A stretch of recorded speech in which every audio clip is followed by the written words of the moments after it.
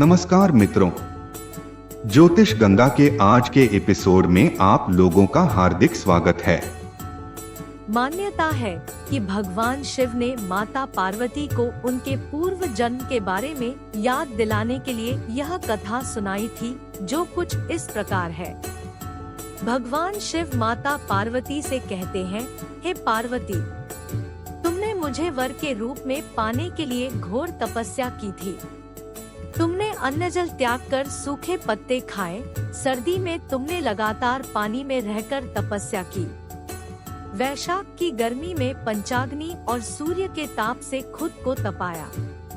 सावन की मूसलाधार बरसात में तुमने बिना अन्न जल के खुले आसमान तले दिन बिताए।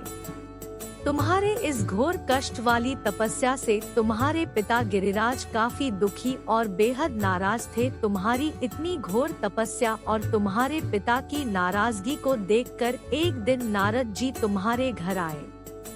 तुम्हारे पिता गिरिराज ने जब उनके आने का कारण जानना चाहा तो नारद जी बोले, हे गिरिराज, मैं भगवान विष्णु जी के कहने पर यहाँ आया हूँ। आपकी पुत्री की घोर तपस्या से खुश होकर भगवान विष्णु को उनसे विवाह करने की इच्छा है। इस बारे में मैं आपकी सहमति जानना चाहता हूँ। नारद मुनि की बात सुनकर तुम्हारे पिता अत्यंत खुश होकर बोले, श्रीमान, अगर स्वयं विष्णु भगवान मेरी पुत्री से विवाह करना चाहते हैं तो मुझे कोई आपत्ति नहीं है। भगवान विष्णु तो साक्षात ब्रह्मा का रूप है। यह तो हर पिता चाहता है कि उसकी पुत्री सुखी रहे और अपने पति के घर में लक्ष्मी का रूप बने। तुम्हारे पिता द्वारा स्वीकृति पाकर नारद जी विष्णु जी के पास पहुँचे और उन्हें विवाह तय होने के बारे में समाचार दिया।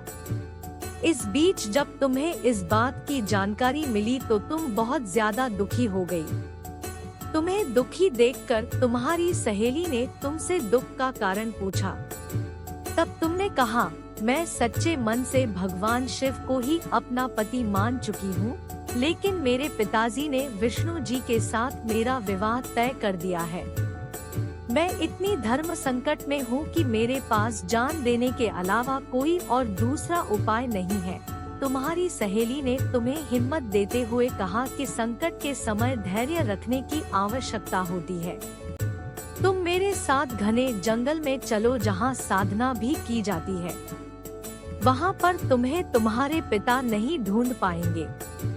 मुझे पूरा भरोसा है कि भगवान तुम्हारी मदद अवश्य करेंगे। तुमने अपनी सहेली की बात सुनकर यही किया। तुम्हारे घर से यूं चले जाने पर तुम्हारे पिता बहुत दुखी और चिंतित हुए।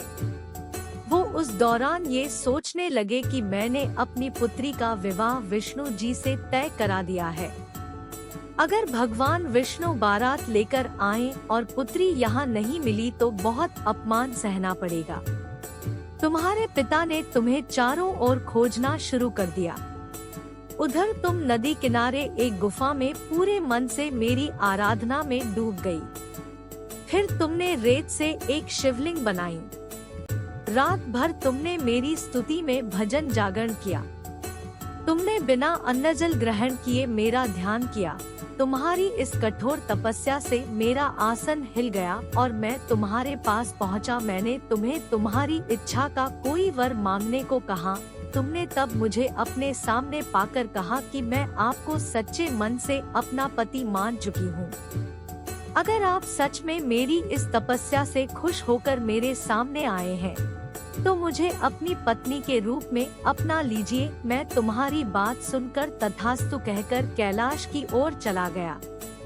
तुमने प्रातः होते ही पूजा की सारी सामग्री नदी में प्रवाहित करके अपनी सखी के साथ व्रत का वरण किया। उसी वक्त तुम्हारे पिता गिरिराज तुम्हें ढूंढते हुए वहां पहुँचे। तुम्हारी हालत देखकर तुम्हारे पिता दुखी होकर तुम्हारे इस कठिन तपस्या का कारण पूछे। तुमने अपने पिता को समझाते हुए कहा, पिताजी, मैंने जीवन का ज्यादातर समय कठिन तपस्या करके बिताया है। मेरी इस कठोर तपस्या का केवल एक ही उद्देश्य था, शिव जी को पति रूप में प्राप्त करना। मैं आज अपनी तपस्या की परीक्षा में खरी उतरी हूँ। आपने विष्णु जी से मेरा विवाह करने का निश्चय किया था, इसलिए मैं आराध्य की तलाश में घर से दूर हो गई। अब मैं घर आपके साथ एक ही शर्त पर चलूंगी, जब आप महादेव के साथ मेरा विवाह कराने के लिए तैयार होंगे। तुम्हारे पिता ने तुम्हारी इस इच्छा को मान लिया और तुम्हें अपने साथ वापस ले गए। फिर कुछ समय बाद तुम्हारे पिता ने हमारा विधि विधान के साथ विवाह करा दिया। भगवान शिव ने आगे कहा है, पार्वती तुमने भाद्रपद की शुक्ल तृतीया को मेरी पूजा करके जो व्रत किया, उसी का फल है जो हमारा विवाह संभव हुआ।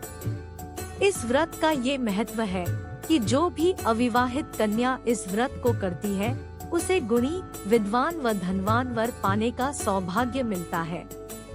वहीं विवाहित स्त्री जब इस व्रत को पूरी विधि से करती है तो सौभाग्यवती होती है और पुत्र व धन सुख प्राप्त करती है। एक लाइक कर दीजिएगा और अपने मित्रों के साथ शेयर कीजिएगा। कहने की जरूरत नहीं, आप जानते ही हैं कि आप चैनल को सब्सक्राइब करेंगे तो आपको हमारे नए वीडियो की जानकारी मिलती रहेगी। यह मुफ्त है, आप सभी जानते ही हैं। इस वीडियो को और मुझे सुनने के लिए बहुत धन्यवाद।